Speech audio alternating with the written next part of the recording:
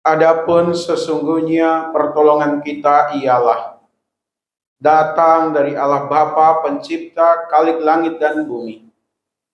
Allah yang setia, yang tidak pernah meninggalkan perbuatan tangannya. Turunlah atas kita sekalian damai sejahtera dari Tuhan Yesus Kristus di dalam persekutuan dengan Roh Kudus. Amin. Puji Tuhan, hari ini kita boleh berada di tempat ini karena kemudahan Tuhan. Kita boleh bekerja seminggu lamanya, Tuhan tidak pernah meninggalkan kita. Tuhan kita baik, Tuhan kita selalu ada di setiap langkah kita. Amin. Untuk hari ini perdana buat Cici Aldi, ialah boleh dengan sukacita memainkan musik. Tuhan selalu turut campur tangan. Kalau kita tidak mulai dari sekarang, kapan lagi? Jadi kita tetap mendukung Audi, biarlah hari ini boleh memainkan musik yang baik, dan kedepannya harapan kita boleh menjadi lebih baik dan kita tidak pusing-pusing cari musik. Itu saja, kita akan memulai ibadah kita hari ini. Salam. Masih dingin, kurang semangat. Salam. Tuhan. Ya, kita semua berdiri, kita naikkan pujian Ku Masuk Ruang Maha Kudus.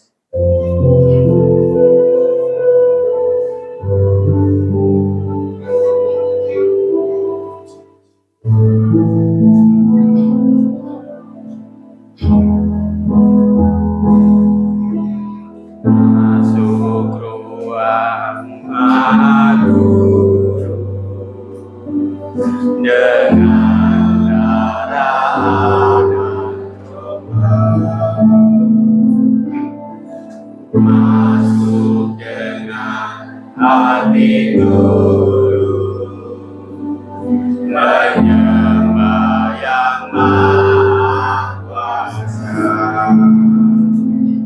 Ku menyembahmu,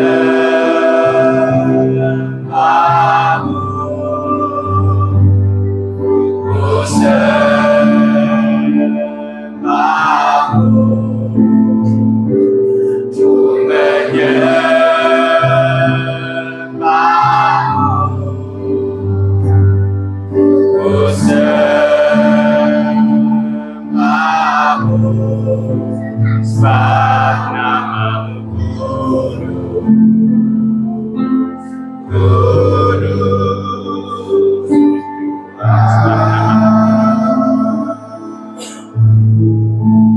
Sebab namamu kudus, sebab namamu kudus,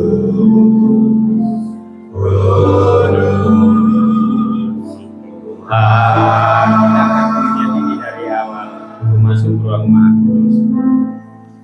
Ku masuk ruang Maha Kudus dengan darah anak domba. Ku masuk dengan hati tulus, menyembah yang Maha Kuasa. Ku menyembahmu, ku sembahmu,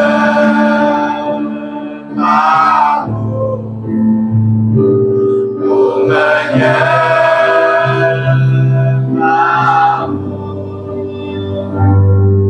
ku sembahmu, sebab namamu kudus,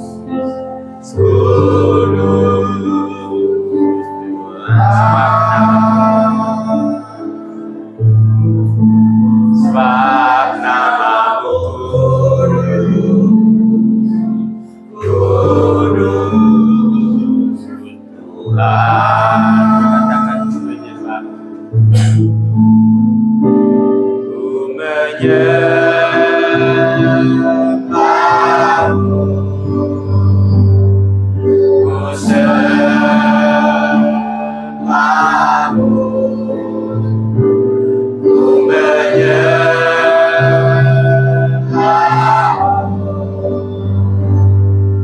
ku sembahmu,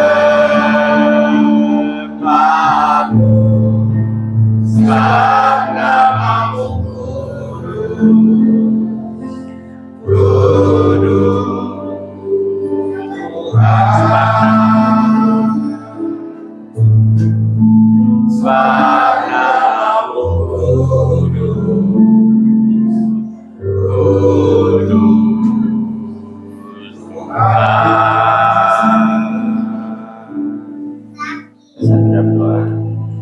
Terima kasih Tuhan Yesus, kami boleh berkumpul di tempat ini karena kasih dan kemurahan-Mu.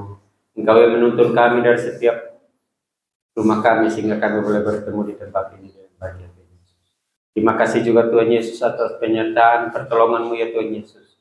Kami boleh beraktivitas seminggu lamanya dan kami tidak pernah Engkau tinggalkan ya Tuhan Yesus. Engkau selalu memberikan kekuatan, kesehatan kepada kami sehingga boleh melewati hari-hari kami dengan baik. Terima kasih Tuhan, Engkau baik bagi kami. Saat ini kami sudah berada di tempat ini Tuhan Yesus. Mempersiapkan hati kami untuk masuk dalam ibadah hari ini Tuhan Yesus. Tuhan ampuni kami ya Tuhan Yesus. Bila di tempat ini kami boleh layak untuk menghadap hadirat-Mu Tuhan Yesus. Ampuni dosa dan salah kami Tuhan Yesus. Terima kasih Tuhan, kami juga berdoa Tuhan Yesus. Setiap sidang jemaat-Mu yang sudah ada di tempat ini, kami percayakan setiap pergumulan hidup kami ke dalam tangan kasih. Biarlah Engkau yang memampukan kami, memberikan kekuatan kepada kami untuk mengatasi masalah-masalah dalam hidup kami. Terima kasih Tuhan Yesus, kami juga berdoa Tuhan Yesus untuk kesehatan yang Engkau berikan kepada kami. Sehingga kami saat ini masih tetap pada penyertaan, merasakan kesehatan dalam hidup kami Tuhan Yesus. Dan berdoa juga Tuhan Yesus, setiap kami yang ada di tempat ini Tuhan. Ampuni kami ya Tuhan Yesus, biarlah Tuhan kami boleh layak untuk ada di tempat ini. Terima kasih Tuhan Yesus, kami serahkan anak-anak sekolah minggu hari ini ke dalam tangan kasih. Pemuda remaja ke dalam tangan kasih. Dan orang tua, biarlah di tempat ini kami boleh senantiasa memuji memuliakan Engkau ya Tuhan Yesus. Juga Tuhan, kami serahkan setiap sidang jemaat yang hari ini tidak hadir bersama-sama. Kami tidak tahu keberadaan mereka. Tuhan tahu keberadaan mereka. Oleh karena itu, Tuhan yang memberikan kekuatan kepada mereka. Yang sakit juga Tuhan yang pulihkan. Biarlah di kesempatan yang akan datang mereka boleh kembali bersama-sama kami di tempat ini memuji memuliakan kami.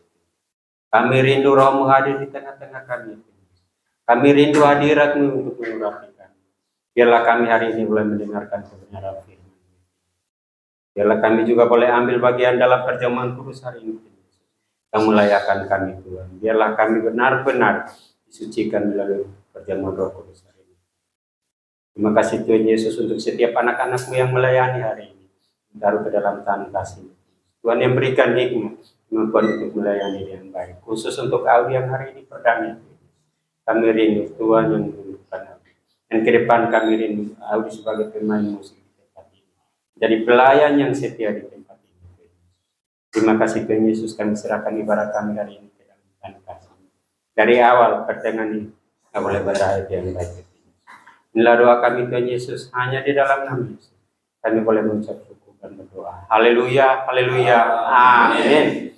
Ya, masih tetap berdiri. Kekuatan dan makhlukku,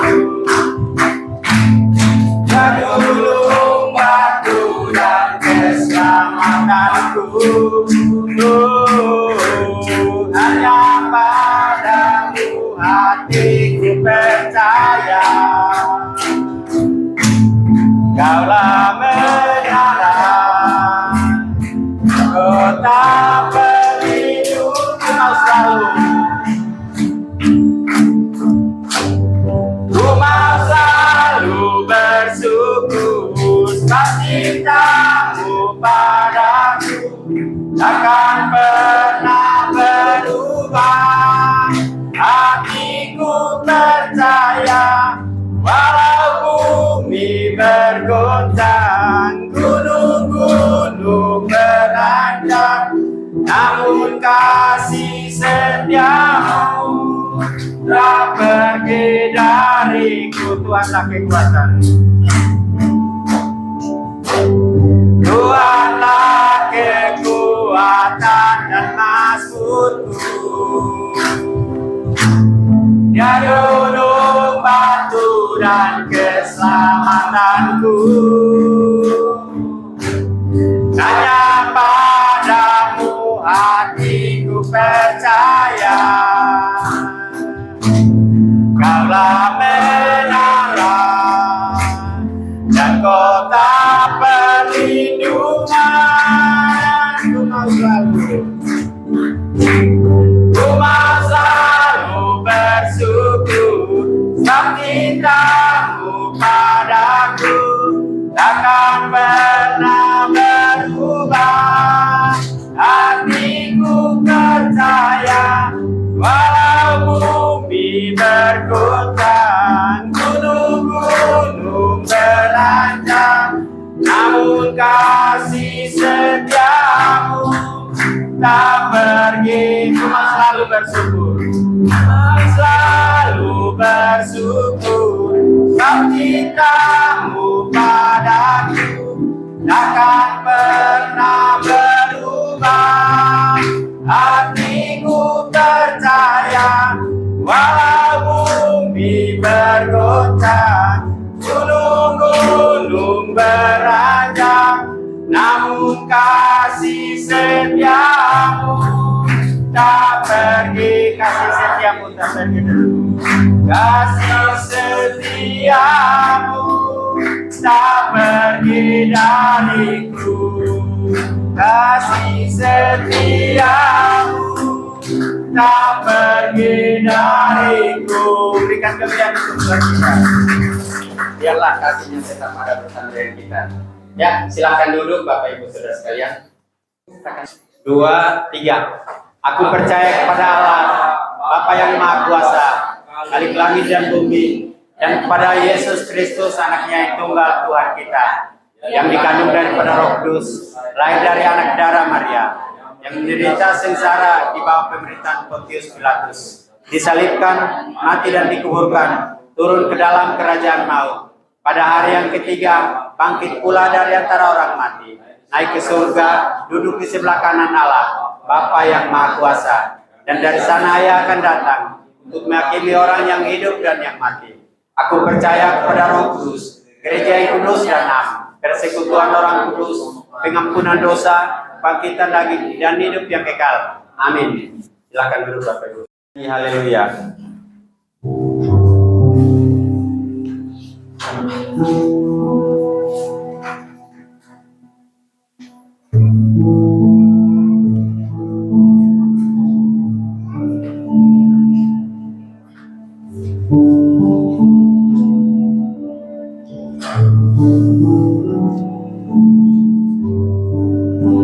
Aku datang menyembahmu di sini, ku percayakan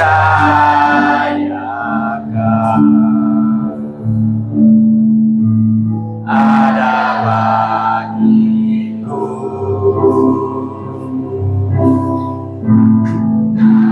Aku takut engkau sertaku, tak usah ku bimbang kau di dalamku, tak usah ku cemas kau menghiburku. Saat ku lemah kau kuatku. Ku nyanyi haleluya.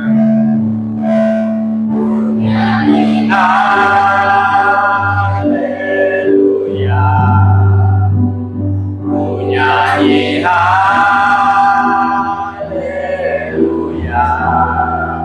Sungguh kau hebat, ajaib perkasa, perbuatanmu. Ku nyanyi haleluya.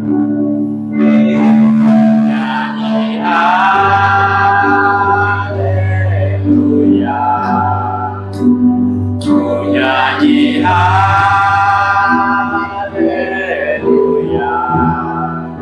Sungguh kau hebat, ajaib perkasa, perbuatan hidupku.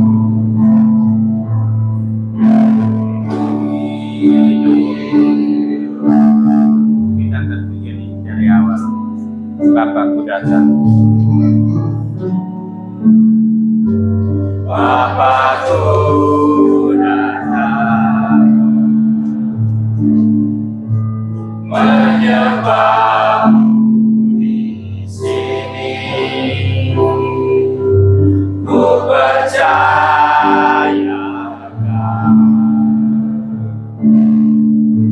ada bagiku. Tak usah ku takut, merasa takut. Tak usah ku bimbang, kau di dalamku.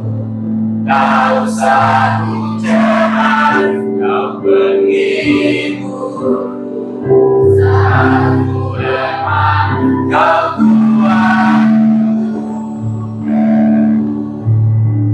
Ku nyanyi haleluya.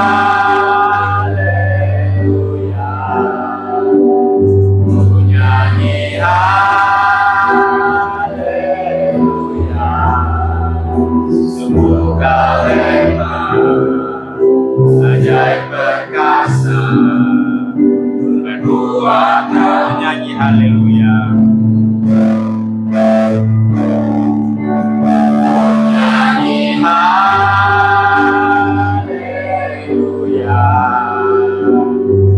Nyanyi haleluya.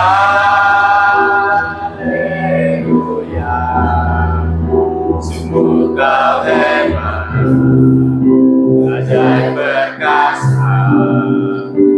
Kekuatanmu di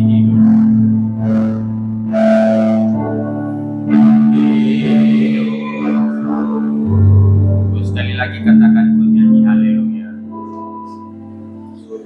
Nyanyi haleluya.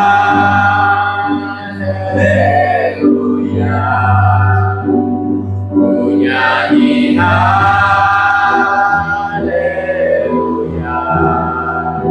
Sungguh kau hebat, ajaib perkasa.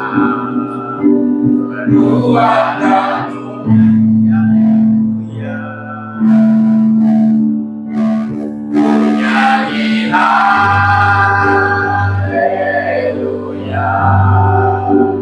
Ku nyanyi haleluya.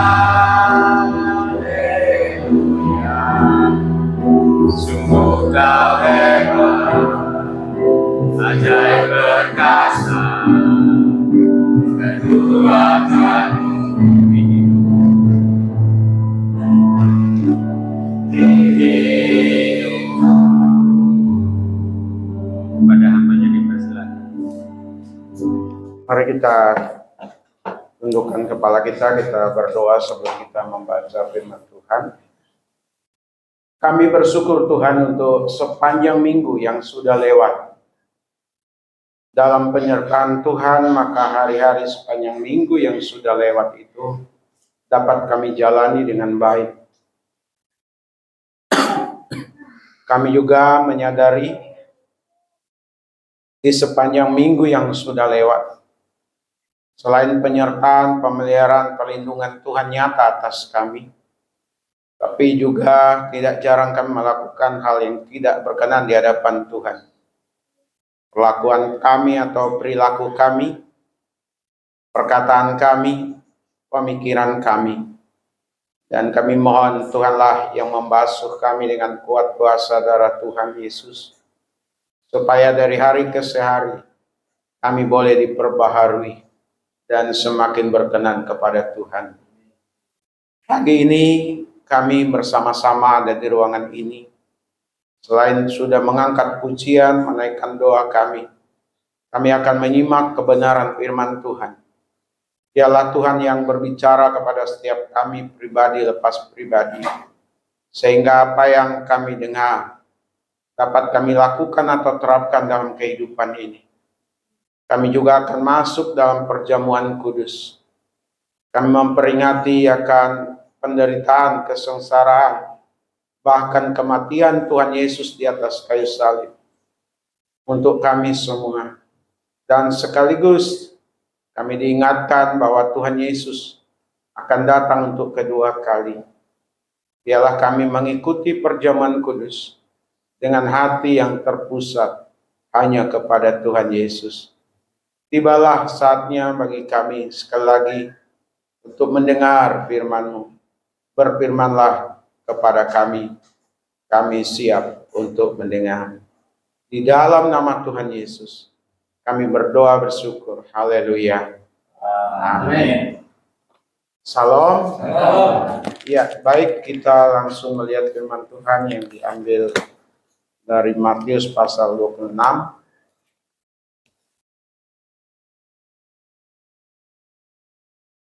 Jika di warta jemaat itu, jemaat dapat melihat Matius 26 ayat 1 sampai ayat yang kelima, itu dibahas di situ. Ya, dibahas di warta jemaat ya, Bapak Ibu.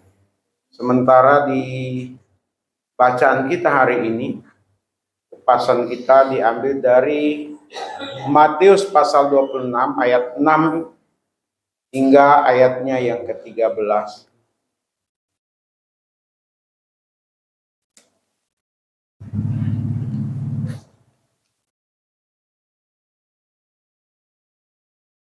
Sudah? Kita baca bergantian. Yesus diurapi. Ketika Yesus berada di Betania, di rumah Simon si Kusta,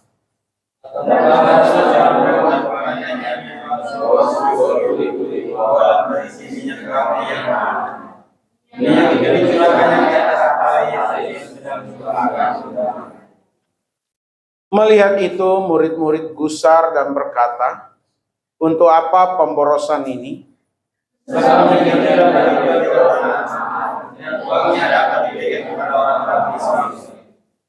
Tetapi Yesus mengetahui pikiran mereka lalu berkata, "Mengapa kamu menyusahkan perempuan ini? Sebab ia telah melakukan suatu perbuatan yang baik padaku.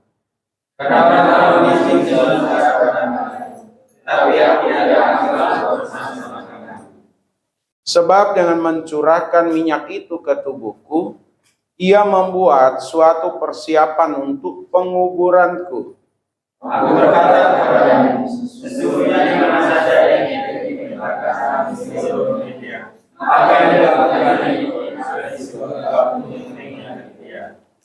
amin. Yang berbahagia kita yang membaca, merenungkan, dan melakukan firman Tuhan. Sedang jemaat Lembaga Alkitab Indonesia memberi rujukan begitu ya, bahwa cerita ini mirip-mirip dengan apa yang ditulis di kitab Markus 14 ayat 3 sampai 9, Yohanes 12 ayat 1 sampai ayatnya yang ke-8. Seolah-olah ceritanya itu sama begitu ya. Padahal dua peristiwa yang berbeda. Kalau di dalam Matius pasal 26 ini sama dengan di dalam kitab Markus. Tetapi berbeda dengan di kitab Yohanes pasal 12. Kalau di dalam bacaan kita, termasuk di kitab Markus, tidak disebutkan siapa nama perempuan itu. Tapi kalau di kitab Yohanes disebutkan, namanya adalah Maria.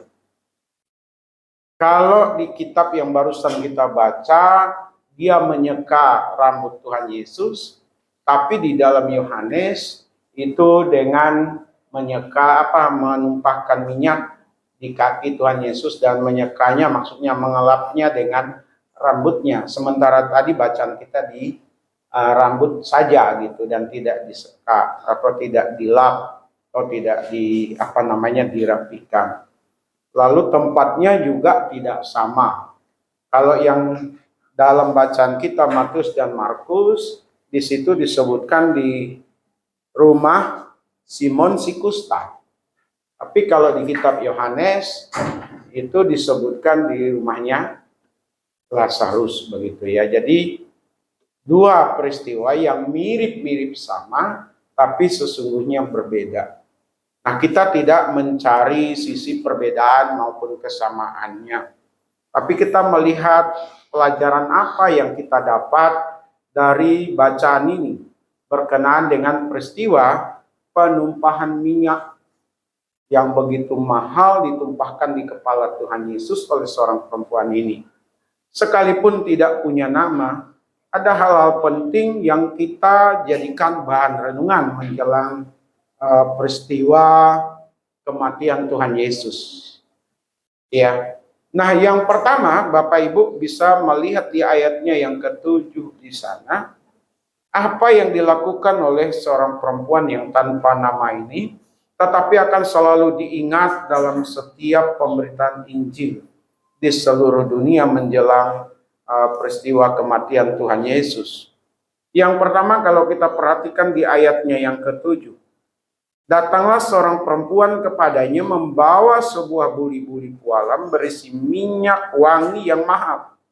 Minyak itu dicurahkan ke atas kepala Yesus yang sedang duduk makan.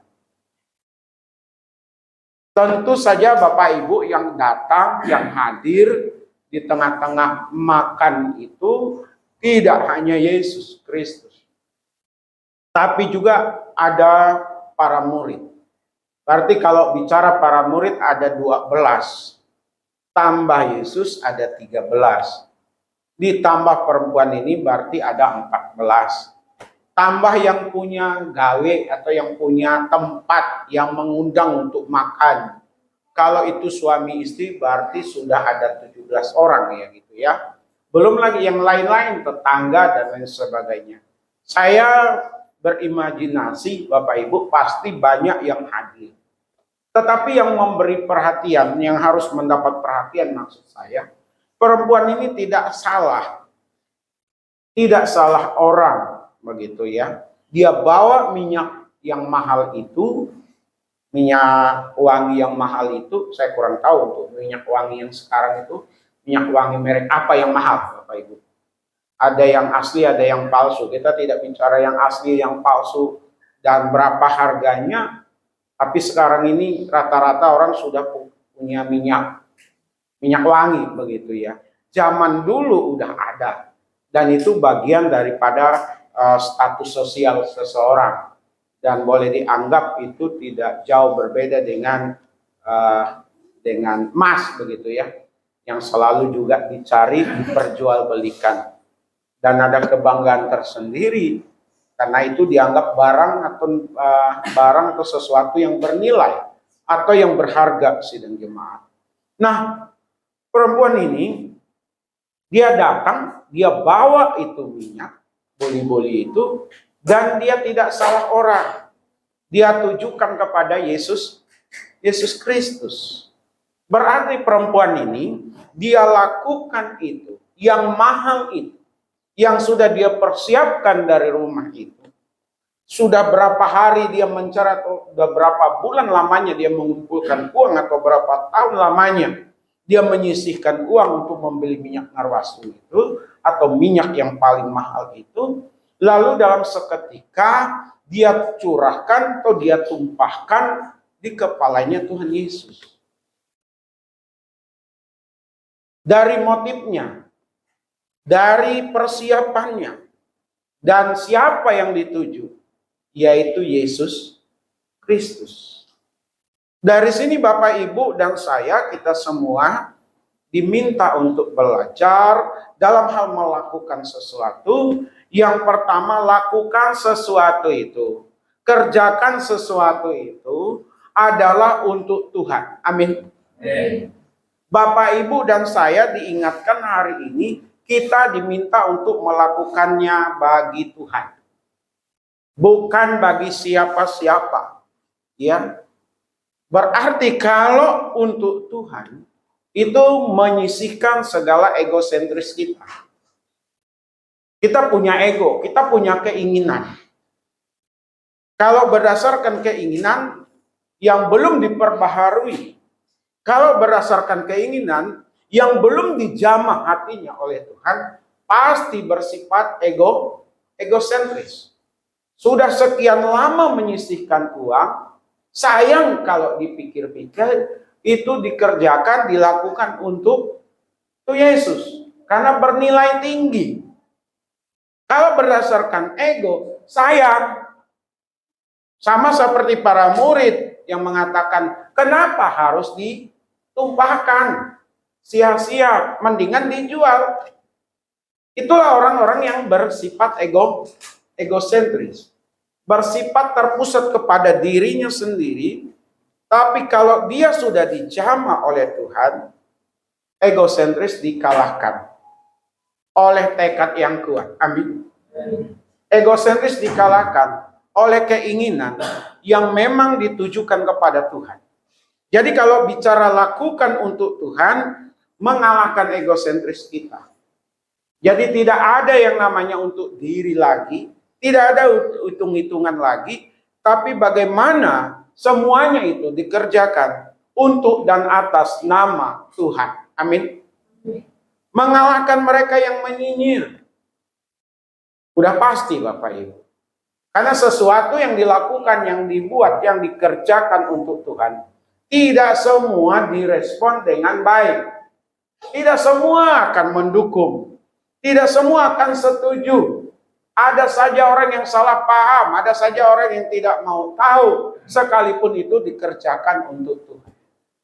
Tapi bagi kita yang sudah percaya kepada Tuhan, bagi Bapak Ibu yang sudah mengalami Tuhan, bagi Bapak Ibu dan saya yang sudah diperbaharui Tuhan, kalau untuk Tuhan, maka segala omongan orang, segala yang dikatakan orang, kesalahpahaman orang terhadap diri kita, itu kita tidak akan pedulikan. Amin. Kita akan jalan terus. Ya. Di samping itu Bapak Ibu, mengalahkan perhitungan ekonomi. Tadi saya singgung sedikit. Kalau belum mengalami Tuhan, kalau belum hidup sungguh-sungguh diperbaharui oleh Tuhan, segala-galanya dihitung berdasarkan untung dan rugi. Kalau untung dilakukan, kalau rugi tidak dilakukan. Tapi tidak demikian dengan anak-anak Tuhan. Amin. Anak-anak Tuhan dia akan melakukan segala sesuatunya dengan baik dan benar. Masalah rugi, masalah untung itu tidak ada urusan sama sekali. Yang penting saya berbuat untuk Tuhan. Amin. Kembali kalau dengar omongan orang, pusing sendiri Bapak Ibu. Mau melayani, sekali dua kali melayani, dengar omongan orang.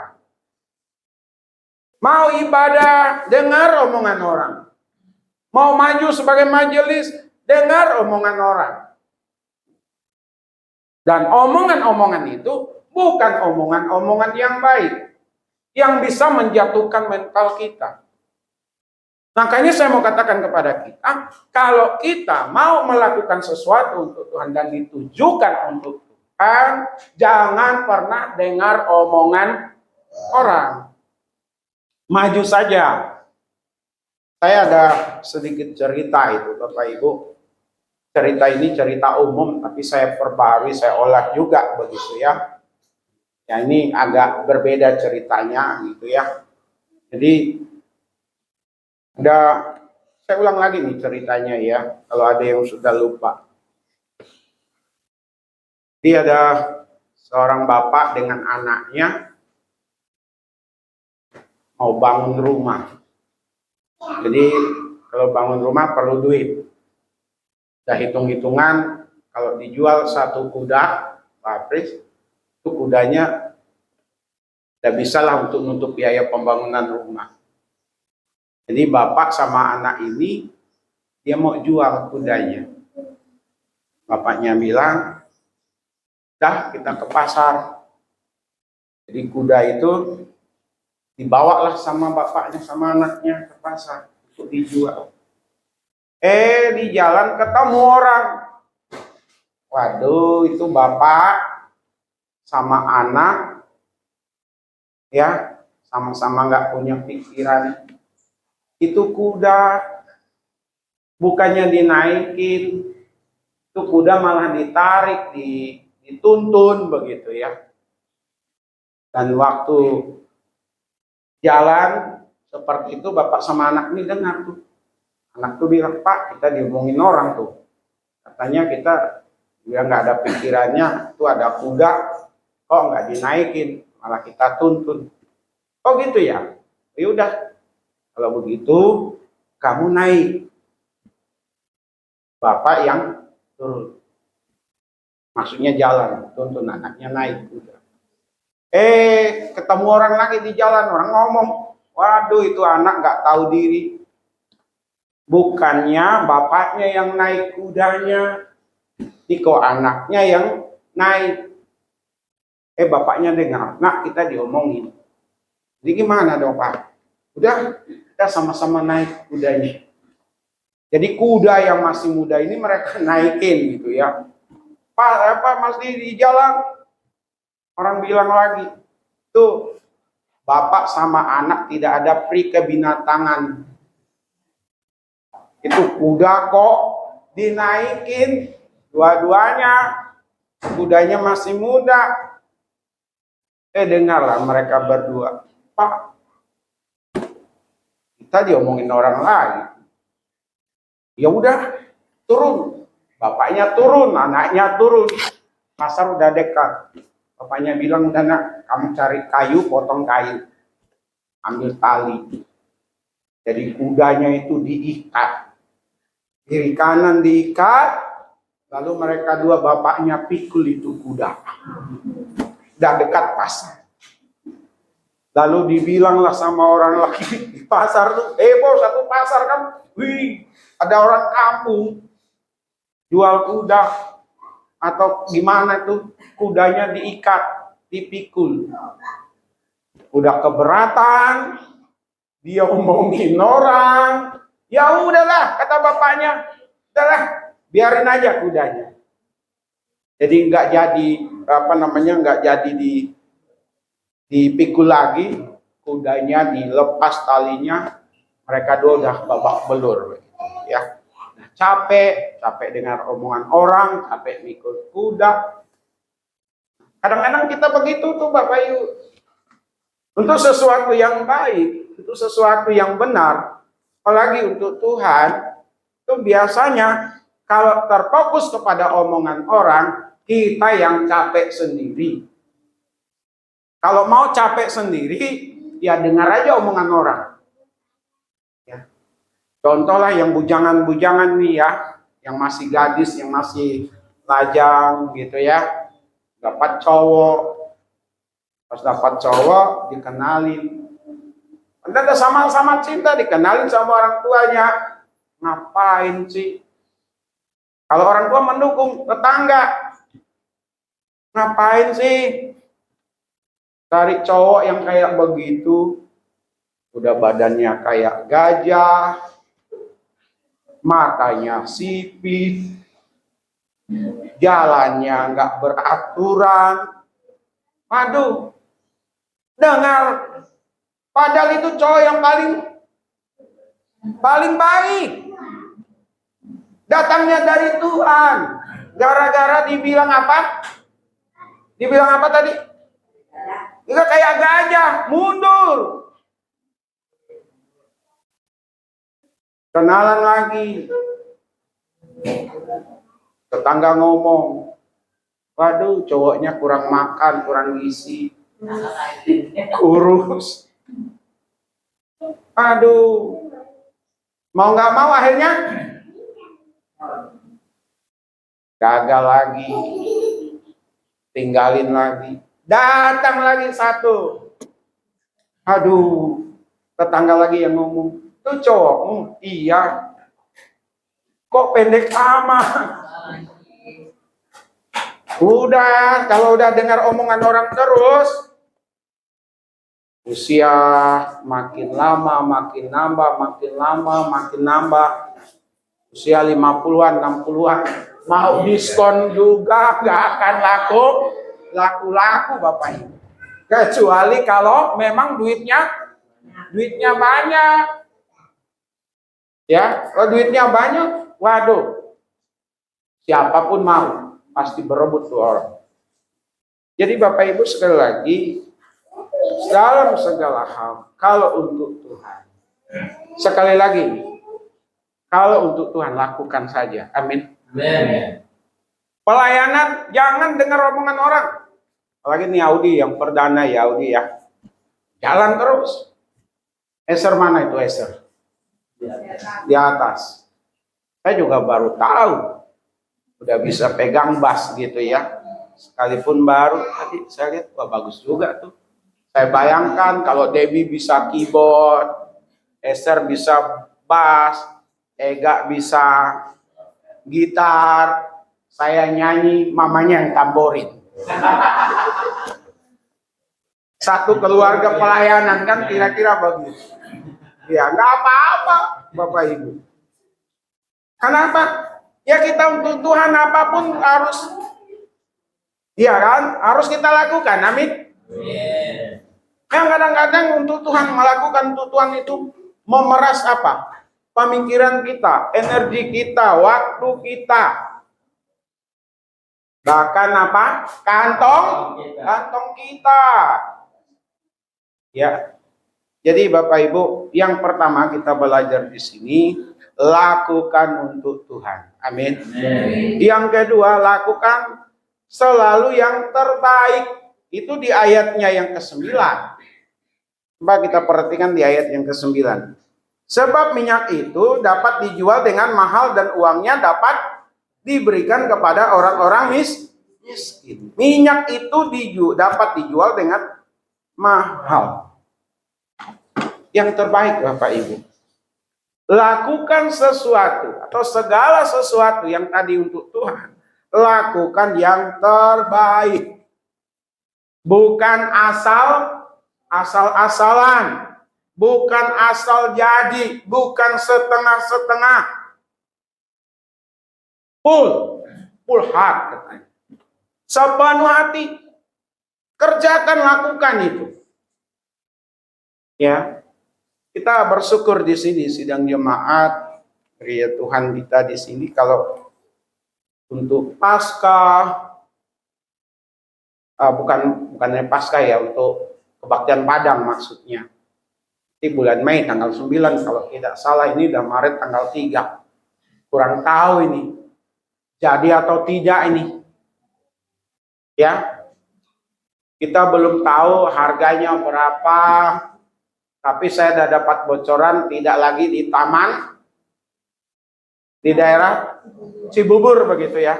Karena kita udah 2 tahun di sana, 2 kali di sana. Kalau kali ini, kalau boleh ke Lido atau kemana begitu. Ya nanti majelis sama majelis dan gembala akan rapat. Seperti apa kalau jadi. Tapi yang saya mau sampaikan kepada kita Bapak Ibu, kalau dibentuk panitia di sini, baik itu acara kebaktian Padang, acara Natal, gak pernah ada yang kalimat, oh tidak Pak, jangan Pak, dia saja. Sepengetahuan saya, sejak pelayanan di sini, yang diminta tolong selalu semangat 45 dan dikerjakan secara maksimal. Karena kita mengerjakan segala sesuatu dengan sebaik-baiknya. Kita mau memberikan yang terbaik. Amin. Kemarin komunitas kami main ke daerah Bojonggede, Depok Baru. Saya sudah lama sekali tidak di sana. Terakhir itu ada mantan jemaat meninggal, masih ada kawan yang memberitahu bahwa bapak itu meninggal. Pak Siaan itu udah belasan tahun yang lalu kami ke sana, tapi itu di Jalan Srikaya. Kalau yang kemarin di Blok MI Jalan Garuda kalau tidak salah ya. Sudah cukup lama Bapak Ibu. Di situ peristiwa yang tidak akan pernah terlupakan sama saya. Karena disitulah saya dulu hampir mati, begitu ya. Kita buat ibadah dan saya sendiri di dalam, kita diserbu masa dari Cileput, dari Citayam, dari Bojonggede, dan bahkan dari Bogor. Di kemarin kami main ke sana. Nah, yang saya mau ceritakan itu kopi. Jadi ada kawan buat kopi. Dipikir kopinya udah bagus. Artinya cocok rasanya. Pahit tidak kepahitan, manis tidak kemanisan. Memang ada orang yang suka kopi manis. Ada juga kopi orang yang suka pahit. Ya. Kalau yang biasa kan sedang-sedang saja. Nah, ini manis tidak, pahit juga enggak gitu ya. Sehingga kawan bilang, wah ini kurang gula. Tolong diambilkan gula. Karena yang buat kopinya mungkin tidak biasa buat kopi. Tapi paling tidak dalam berusaha membuat kopi itu salah satu usaha yang baik. Lebih baik lagi kalau semua rasanya pas gitu. Pas kopinya. Kan kira-kira begitu Bapak Ibu.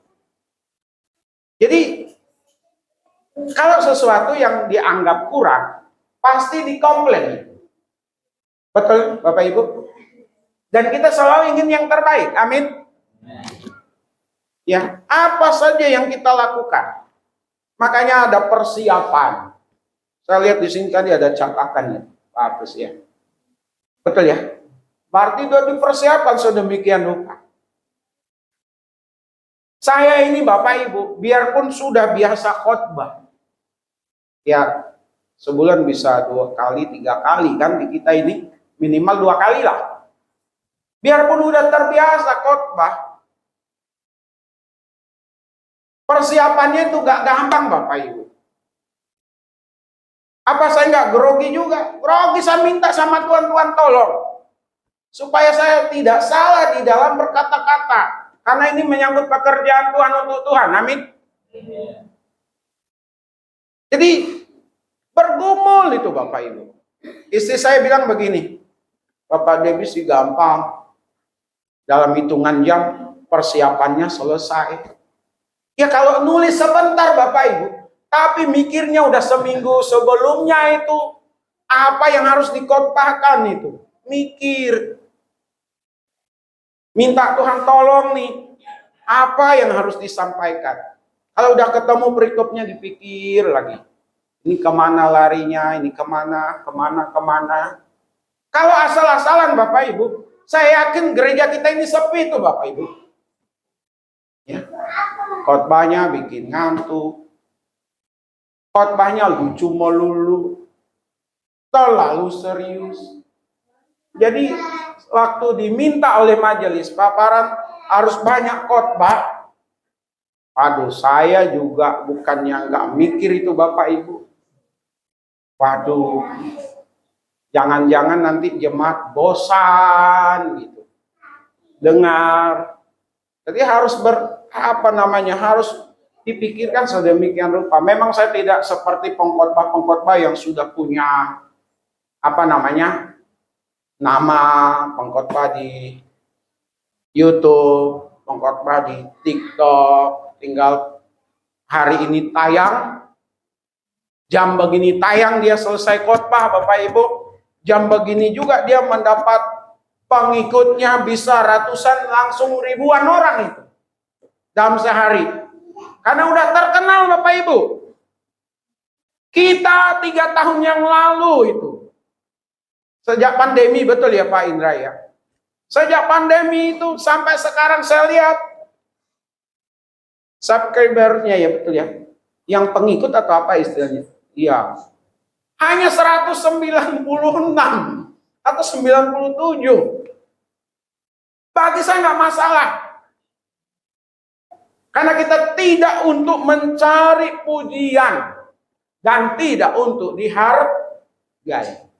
Jadi kalau bicara lakukan segala sesuatu yang terbaik, Bapak Ibu, kalau kita lakukan tadi di awal untuk Tuhan, kita tidak boleh asal-asalan, tidak boleh setengah-setengah, tapi juga hindari untuk mencari pujian, popularitas. Kalau kita mencari pujian, popularitas di dalam melakukan untuk Tuhan termasuk dalam dunia pelayanan, jangan melayani. Kalau minta dihargai, minta dihormati, minta popularitas, jangan untuk melayani. Apalagi atas nama Tuhan. Saya baca artikel baru-baru ini, Bapak Ibu, dan bahkan renungan. Ada satu renungan seminggu ini, satu bagian yang saya dapat. Perampokan. Merampok. Kaum rohaniawan merampok. Ya. Termasuk diantaranya merampok kemuliaan Tuhan. Jadi saya ingatkan nih sidang jemaat untuk kita semua di sini untuk melayani Tuhan, mengerjakan sesuatu untuk Tuhan, bukan untuk mencari puji-pujian atau dihargai. Kita memang harus menghargai. Kita memang harus memuji orang pada tempatnya dan kepada orangnya. Kita juga diajarkan untuk menghargai, memuji orang. Betul, Bapak Ibu? Di sekolah, kita juga menghargai, memuji anak-anak yang berprestasi. Di rumah juga begitu. Anak yang malas dengan anak yang rajin, pasti yang suka dipuji oleh orang tuanya, pasti anak yang rajin, betul? Kalau anak yang malas, taunya makan doang, Bapak Ibu. Udah makan, gelasnya, sendoknya, piringnya ditaruh begitu aja. Yang penting dia kenyang. Tapi kalau anak yang rajin, dia makan, dia paling tidak piringnya, gelasnya, sendoknya ditaruh kepada tempat penyucian. Kalau disuruh-suruh, geraknya cepat, tidak entar-entar. Pasti yang gerak cepat ini akan dipuji oleh orang tuanya. Anak mami, papinya bilang, anak mami, anak papi juga dong. Hanya masalah begitu ribut. Di sini sih enggak, di sini baik-baik semua ya. Lihat aja wajahnya, semua mulus. Enggak ada yang bonyok-bonyok. Ya, enggak ada yang pernah kena cakar-cakaran ya. Betul ya. Kalau Ibu Ros kan enggak mungkin lagi ya, Bu Ros. Ya. Kita yang masih muda ini tantangan perjalanan masih panjang, betul. Ada kesalahpahaman harus kita bisa olah, kita bisa tangani. Amin. Nah, kembali ke tadi nih. Kita memang perlu menghargai, kita perlu menghormati, kita perlu menyanjung seseorang. Tapi bukan itu tujuan utama bagi kita sebagai pelaku untuk dunia pelayanan. Amin. Ya, layani. Kita khusus jemaat Tuhan tanpa amplop. Kalau tanpa amplop, ya kita nggak ada istilah uang bensin untuk jemaat dalam. Lakukan aja, layani aja. Nah, yang jadi masalah udah melayani, diomongin. Harus kuat-kuat tuh Audi. Udah melayani, udah memberikan yang terbaik, nggak dihargai. Apa-apa lakukan karena kita lakukan untuk Tuhan, bukan untuk orang. Kalau melakukan untuk Tuhan, segala macam tantangan, rintangan, kesulitan dan lain sebagainya akan selesai semuanya. Terakhir, lakukan pada waktu yang tepat. Ayat 10 sampai ayat 12, saya akan baca. Tetapi Yesus mengetahui pikiran mereka lalu berkata, mengapa kamu menyusahkan perempuan ini? Sebab ia telah melakukan sesuatu suatu perbuatan yang baik padaku. Karena orang-orang miskin selalu ada padamu, tetapi aku tidak akan selalu bersama-sama kamu. Sebab dengan mencurahkan minyak itu ke tubuhku, ia membuat suatu persiapan untuk penguburanku. Lakukan pada waktu yang tepat. Momentumnya pas. Jadi bicara tentang lakukan pada waktu yang tepat, mengetahui mana yang prioritas dan mana yang bukan prioritas.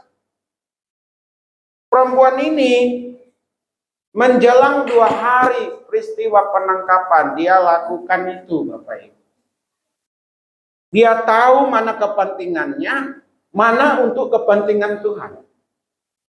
Saya ulang Bapak Ibu, perempuan ini tahu mana untuk kepentingan diri dan mana untuk kepentingan Tuhan. Ini masalah lakukan pada waktu yang tepat. Umumnya kita, dan mudah-mudahan makin lama makin berkurang, makin lama makin habis.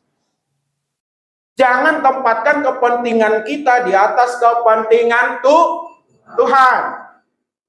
Tuhan harus diprioritaskan Bapak Ibu. Sidang jemaat, untuk Tuhan harus kita prioritaskan. Amin. Bukan kepentingan kita. Kalau kepentingan kita yang diutamakan daripada kepentingan Tuhan, berarti kita belum sungguh-sungguh beriman kepada Tuhan. Berarti kita masih main-main dengan Tuhan. Berarti kita belum serius dengan Tuhan. Kenapa? Karena kita menempatkan kepentingan kita di atas kepentingan Tuhan. Prioritas kita bukan prioritasnya Tuhan. Jadi jemaat yang benar-benar bertumbuh, jemaat yang benar-benar melakukan yang hidup rohaninya, yang bertumbuh rohaninya, dia pasti mengutamakan Tuhan, memprioritaskan Tuhan di atas kepentingan pribadinya. Jemaat yang seperti ini masih menempatkan kepentingan pribadi, menempatkan prioritas bukan kepada Tuhan, bertobat. Ya, harus bertobat. Kita harus akui kita salah menempatkan diri kita di hadapan Tuhan. Siapapun itu, termasuk saya, Bapak Ibu.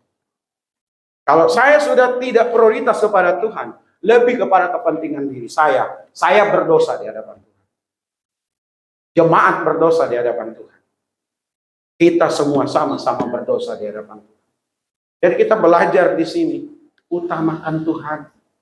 Tuhan yang sudah memberi rezeki kepada kita, Tuhan sudah memberi berkat kepada kita. Tuhan sudah memberi kesehatan kepada kita. Tuhan sudah memberi pekerjaan kepada kita. Tuhan sudah memberi umur yang panjang kepada kita. Jadi kalau bicara untuk Tuhan, lakukan, prioritaskan. Termasuk persembahan Bapak Ibu. Amin. Kita diperhadapkan dilema Bapak Ibu. Tapi di tengah-tengah dilema itu, disitulah iman kita. Disitulah pilihan kita. Disitulah pengetahuan kita diperhadapkan. Tuhan dulu atau kita. Sementara kita maunya Tuhan. Tuhan yang harus nuruti kita. Pada saat Tuhan menuruti kita, pakai istilah manusia, kita tidak mau turut Tuhan. Itu bahaya Bapak Ibu. Tidak boleh menunda-nunda. Kalau waktunya Tuhan, kerjakan. Kesempatan itu tidak datang untuk dua kali. Termasuk kematian. Kematian itu tidak harus menunggu orang itu sakit dan menunggu dia usia lanjut. Siapapun kita, kalau udah waktunya Tuhan, bisa berpulang. Amin.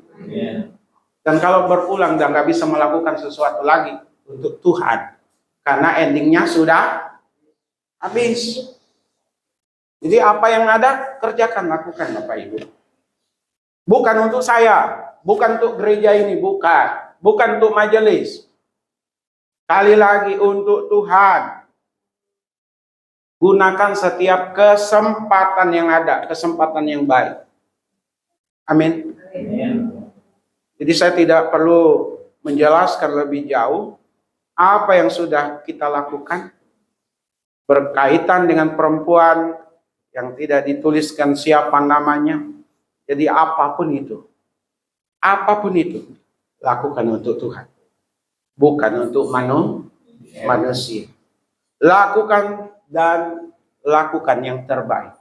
Berikan yang terbaik, yang terakhir. Lakukan pada waktu yang tepat. Gunakan setiap momentum, setiap kesempatan yang ada untuk Tuhan. Tuhan Yesus memberkati kita sekalian. Mari kita tundukkan pasalnya yang ke-11.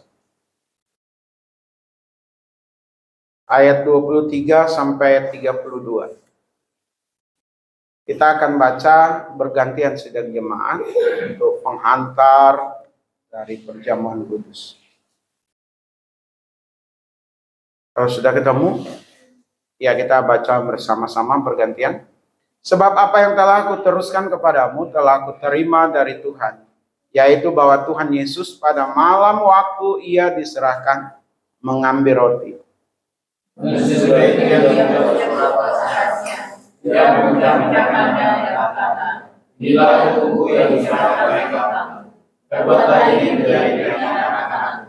Demikian juga ia mengambil cawan sesudah makan lalu berkata, cawan ini adalah perjanjian baru yang dimeteraikan oleh darahku.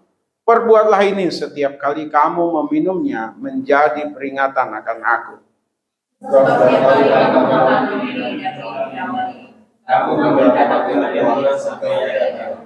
Jadi barang siapa dengan cara yang tidak layak makan roti atau minum cawan Tuhan, ia berdosa terhadap tubuh dan darah Tuhan.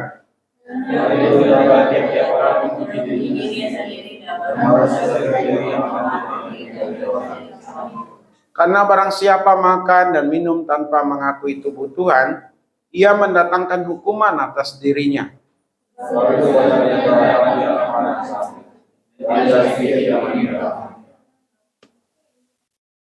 Kalau kita menguji diri kita sendiri, hukuman tidak menimpa kita.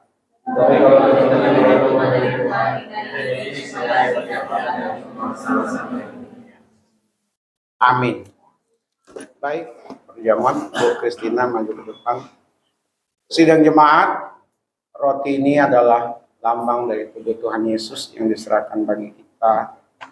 Dan air anggur ini adalah lambang darahnya. Kita akan makan dan minum bersama-sama untuk mengingat akan kematian Yesus di atas kayu salib. Itu bagikan. Tahun yang lalu, Tuhan Yesus yang tidak bersalah harus menanggung segala macam kesalahan kita. Ia yang tidak berdosa harus menerima hukuman dengan mati di atas kayu salib karena dosa kita. Dia Yesus Kristus yang senantiasa tidak bersalah. Ia difitnah, ia dicaci maki. Itu semua dilakukan untuk kita. Ia ditangkap, direndahkan, disesah, dimahkotai duri, dipaksa memikul salib. Diolok-olok, dicaci maki, ditinju, diludahi. Bahkan mati di atas kayu salib. Itu semua diterimanya, dilakukannya karena kita. Nah, untuk mengingat apa yang Tuhan Yesus sudah kerjakan hingga mati di atas kayu salib, marilah Bapak Ibu sidang jemaat kita semua mau makan roti yang merupakan lambang tubuhnya ini dengan penuh ucapan syukur kepadanya, sekaligus kita mempersiapkan diri untuk kedatangannya yang kedua kali. Karenanya, makanlah.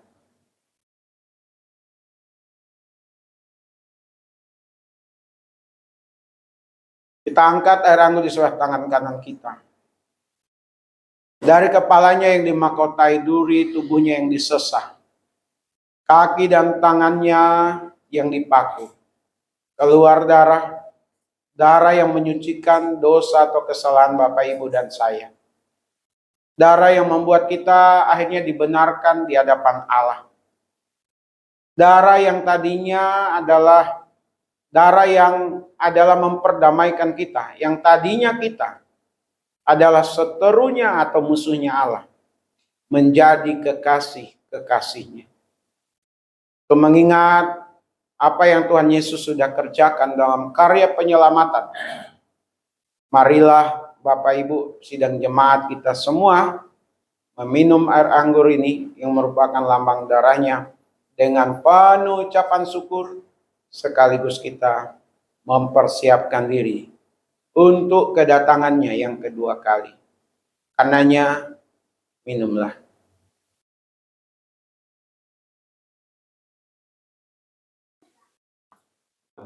Saya undang sidang jemaat untuk berdiri.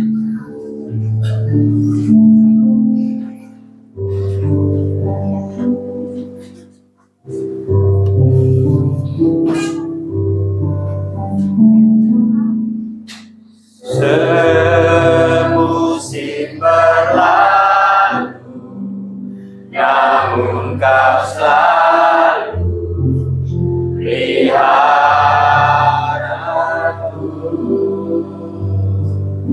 Kasih dan setiamu tak pernah layu di hidupku. Lebih luas dari samudra kebaikanmu Bapa takkan habis di hidupku. Lebih tinggi dari cakrawala, tak terbatas kasih-Mu. Sungguh ku bersyukur. Musim berlalu,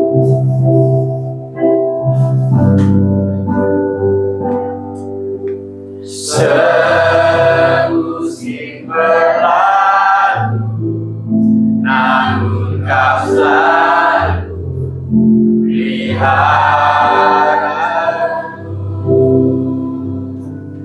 Kasih dan setiamu tak pernah layu di hidupku.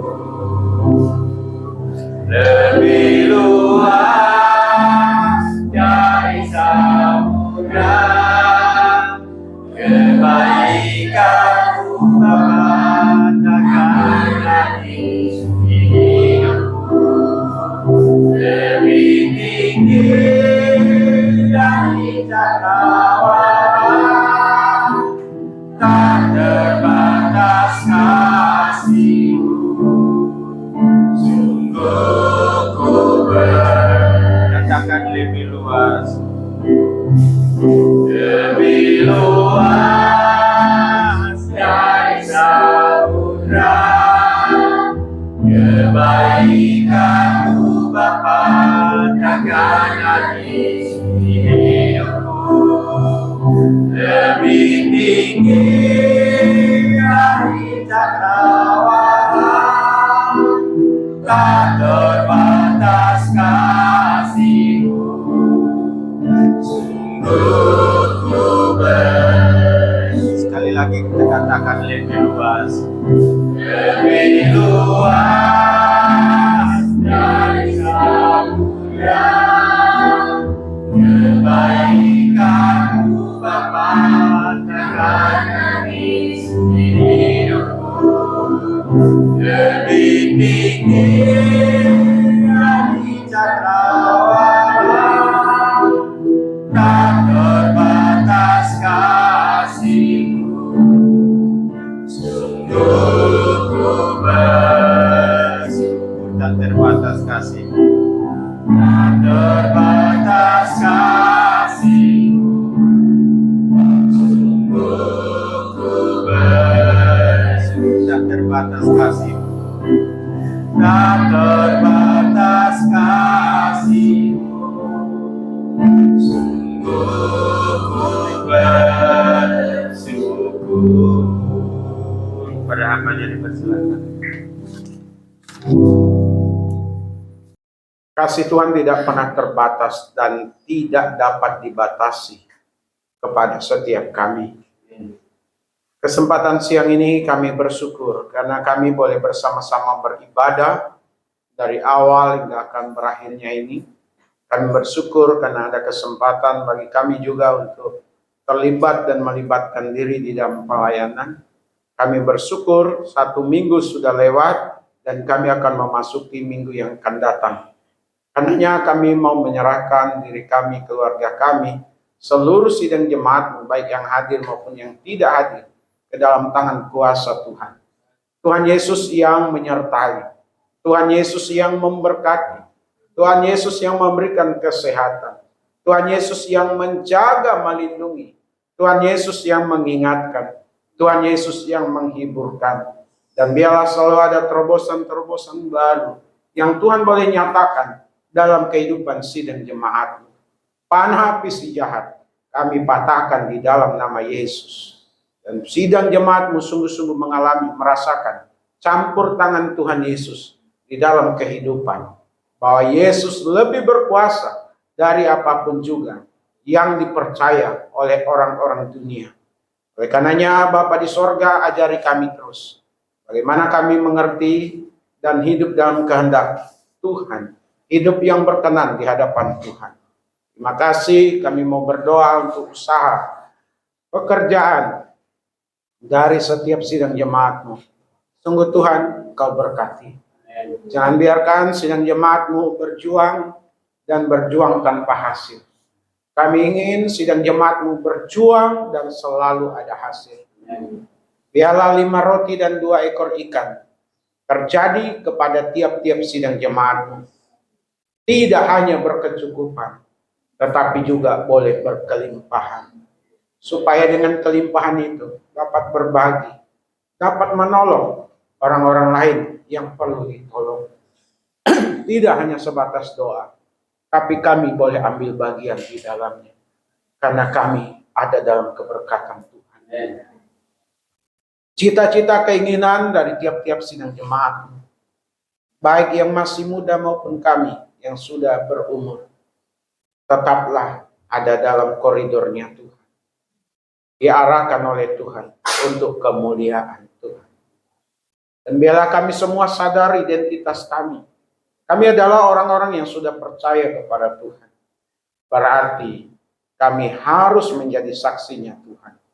Dan itu yang berkenan kepada Tuhan. Makasih, biarlah damai, sukacita, keharmonisan dalam rumah tangga ada pada diri tiap-tiap kami yang sudah berkeluarga, yang belum berkeluarga, mencari pendamping hidup. Kami juga serahkan sepenuhnya ke dalam tangan kasih kuasa Tuhan.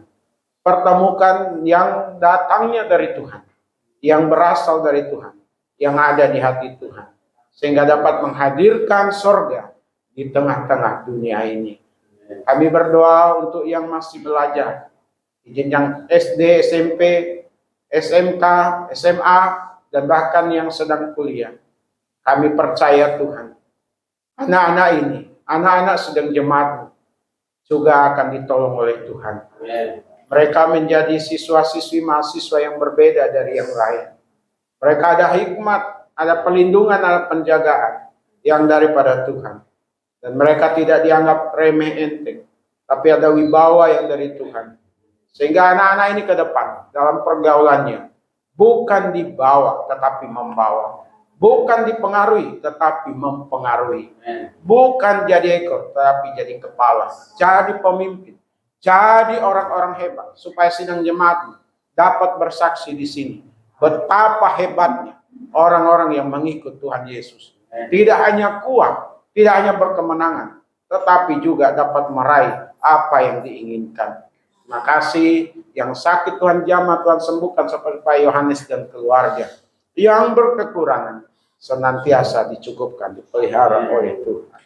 Terima kasih di tengah-tengah keadaan dunia yang semakin rusak, tengah-tengah pergaulan anak muda yang banyak yang salah, kami berdoa proteksi daripada Tuhan senantiasa ada dan dialami oleh setiap kami. Sebentar kami akan tinggalkan tempat ini untuk kembali ke rumah masing-masing. Sertai kami sepanjang perjalanan pulang, sertai kami sepanjang minggu ke depan. Sekali lagi, pertemukan di tempat ini untuk beribadah bersama-sama, bertumbuh bersama-sama, diberkati bersama-sama. Ini doa kami hanya kepada Tuhan Yesus. Kami berdoa bersyukur. Haleluya. Mari kita bersama-sama mengucapkan doa Bapa kami. Bapa kami di surga, Dikuduskanlah namamu, datanglah kerajaanmu, jadilah kehendakmu di bumi seperti di sorga. Berilah kami pada hari ini makanan kami yang secukupnya, dan ampunilah kami kesalahan kami, seperti kami juga mengampuni orang yang salah kepada kami. Dan jangan membawa kami dalam pencobaan, tetapi lepaskanlah kami dari yang jahat. Karena Engkaulah yang punya kerajaan dan kuasa dan kemuliaan sampai selama-lamanya. Sidang jemaat milik Tuhan, kekasih-kekasih dari Tuhan Yesus yang telah ditebus, yang telah diselamatkan, dan terus akan dijaga diberkati Tuhan. Arahkanlah hati dan pikiran kita, dan terimalah berkat-Nya. Adapun kasih karunia dari Bapa kita di sorga, damai sukacita di dalam Tuhan Yesus, pimpinan penghiburan, pengajaran dari Roh Kudus, menyertai setiap kita hari ini, besok, bahkan sampai selama-lamanya. Amin.